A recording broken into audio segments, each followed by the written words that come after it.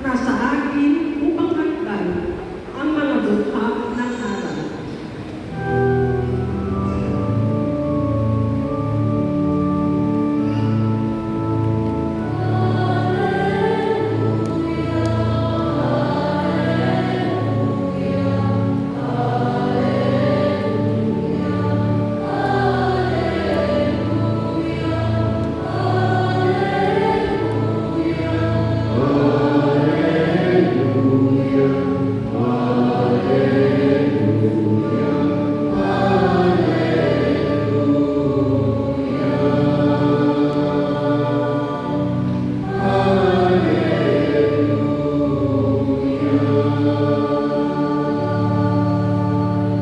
Sumainyo ang Panginoon.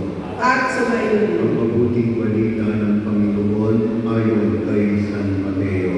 papuri sa iyo, Panginoon.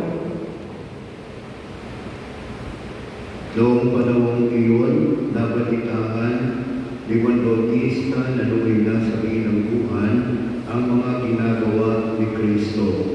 Kaya't nagsugo si Juan sa kanyang mga alagad at ipinatanong sa kanya, "Kayo po ba ang ipinangakong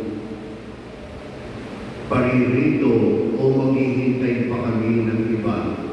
Sumagot si Jesus, "Bumalik kayo kay Juan at sabihin sa kanya ang inyong narinig at nakita. Nakakakita na ang mga bulag, nakakalakad ang mga pilay, gumagaling ang mga kietugin, nakaririnig ang mga bini, muling nabubuhay ang mga patay, at ipinapangaral sa mga dukha ang mabuting balita. Mapalad ang taong hindi nag-aalinlangan sa akin." Pag-alis ng mga alagad ni Juan, nagsalita si Jesus sa mga tao tungkol kay Juan. "Bakit kayo lumabas sa ilang? Ano ibig niyong makita? Isa bang tambo na inuugoy ng hangin? Ano nga ang ibig ninyong makita? Isang taong may maringal na kasuotan? Ang mga nagdaramit ng maringal ay nasa palasyo o mga palasyo ng mga hari. Ano nga ba ang ibig niyong makita? Isang propeta? Oo, at sinasabi ko sa inyo, higit pa sa propeta, sapagkat si Juan ang tinutukoy ng kasulatan.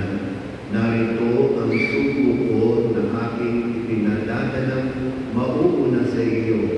Ihahanda siya o ihahanda niya ang kanyang daraanan. Sinasabi ko sa inyo, sa mga isinilang wala pang lumilitaw na higit na dakila kay Juan Bautista. Ngunit ang pinakahaba sa mga taong pinag-aarian ng Diyos ay dakila kaysa kanya. Ang mabuting balita ng ating kaligtasan. Pinupuri ka namin, Panginoong Jesucristo.